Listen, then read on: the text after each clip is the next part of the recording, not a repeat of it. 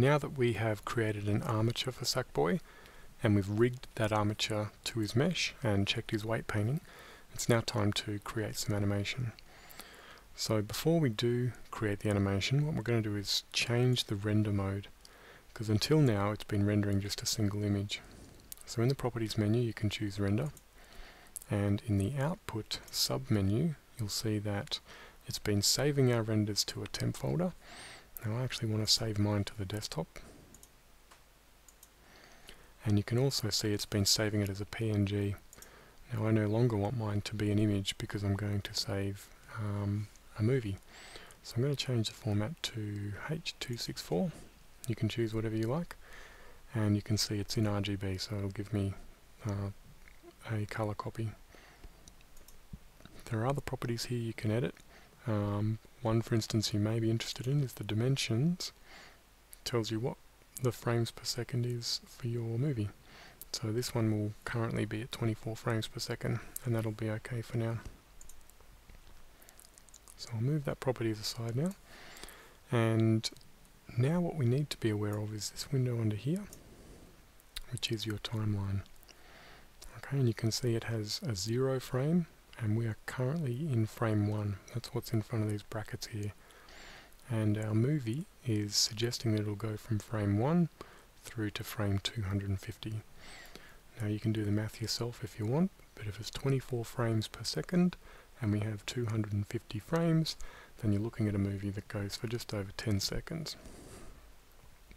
Now we don't actually need all 250 frames, but I don't quite know what I'm going to do with the animation yet, so we'll just leave them there until we're done. So what we might do is have Sackboy turn his head towards the camera and look up at the camera and then wave to the camera and maybe just return to his original pose. So in order to do that, we need to add what are called keyframes. And a keyframe is basically a copy of everything to do with this scene as it stands. So if I press I, you can go to the Insert Keyframe menu, and this basically shows us everything you want to add about this keyframe. So I'd like the whole character to be remembered. So you can see that down here it goes orange to suggest we now have a keyframe, and if I left click and drag across the timeline, you can see it goes to whatever frame you want to use. So I'll go back to frame 1, and in about frame 15 I'm going to create another keyframe where he will start to move from. So I'll go I again, whole character, and then in about frame 25, by then I'd like his head to have turned up to the camera. So frame 25 I'm going to turn his head. So I'll grab the head and I'll go to the top view here, rotate it around towards the camera. How's that looking? That's pretty much looking at the camera. And I'm also going to tilt his head back a little bit so he looks up. So okay, go back to front view. So that now is looked up at the camera. So I need to add a keyframe that remembers all these changes. So I, whole character, and what you can now do is click and drag across the timeline to see what's going on. Okay, so notice that from frame 0 to 15 nothing happens. Then from 15 to 25 he turns his head up towards the camera.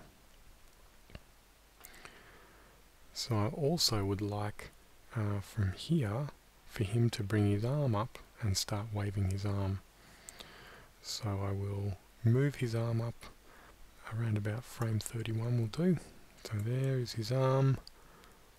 I'll bring that up a little bit. And I'll turn his hand. I actually want to rotate his hand so that he can wave it. So I'm going to rotate it around this way, and then maybe up a little, and maybe in a little as well. Okay, So I'll add another keyframe for those changes.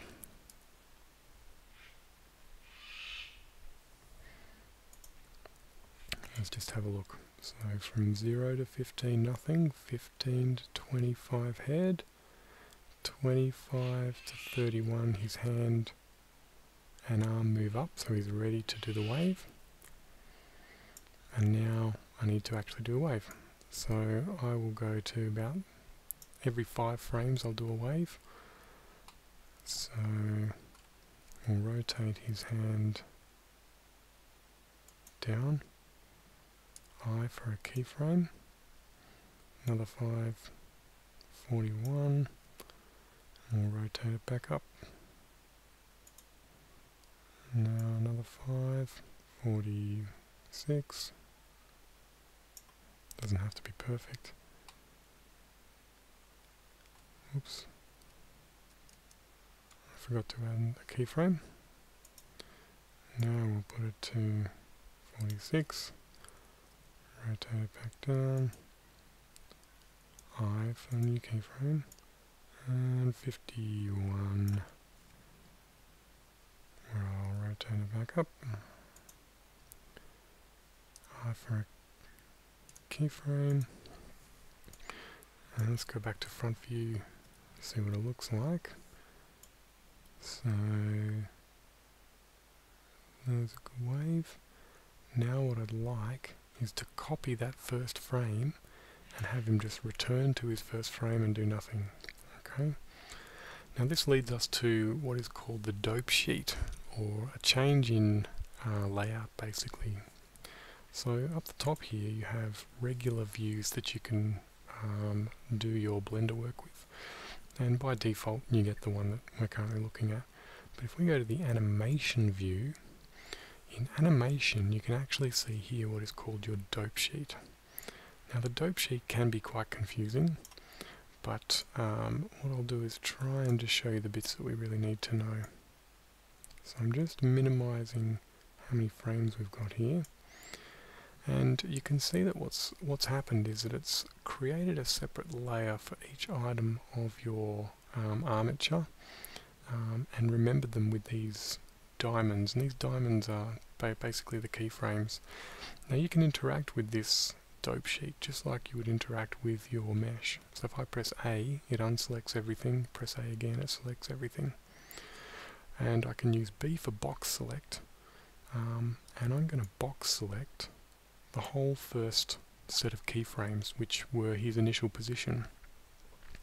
Now I can duplicate with Shift D and put a copy just afterwards.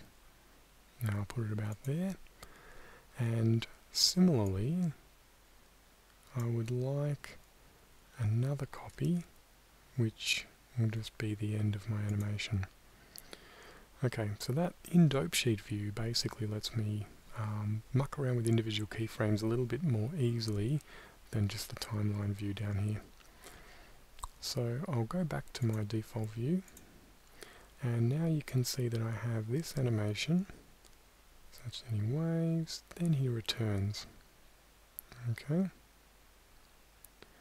So this animation now goes for exactly 80 frames. So instead of starting at 1 and ending at 250, I'm going to end at 80. And now you can see that I've got my timeline now which only has 80 frames. Okay. So I'm just expanding so I can see it a bit easier. And now you can see this is what my animation is going to look like when it's rendered. Okay, now if you've got a computer that is fast or slow, you'll know that to take a screenshot, a single render, can actually take time. Whereas this one actually has to take 80 separate pictures and turn them into a movie. Now if each picture takes 30 seconds, you get the idea. This could actually take quite a bit of time. So what I'll do is I will go to the render and render my animation and show you what it starts to do. So there's the first frame, and then you can see up here it's starting to create each and every frame. So in here it's talking about where it's up to. So I'm up to frame 9 at the moment, frame 10, frame 11, and there's 80 frames to go. So I'll pause this while it does all these, and then I'll show you the end product. Okay, so it's now almost at the point where it's finished. So you can see we're at frame 75, 76. So once it gets to 80, it'll be done. Okay, and now it's created my animation. I'll go back to 3D view, and on my desktop I now have the animation. So let's open it and have a quick look at it.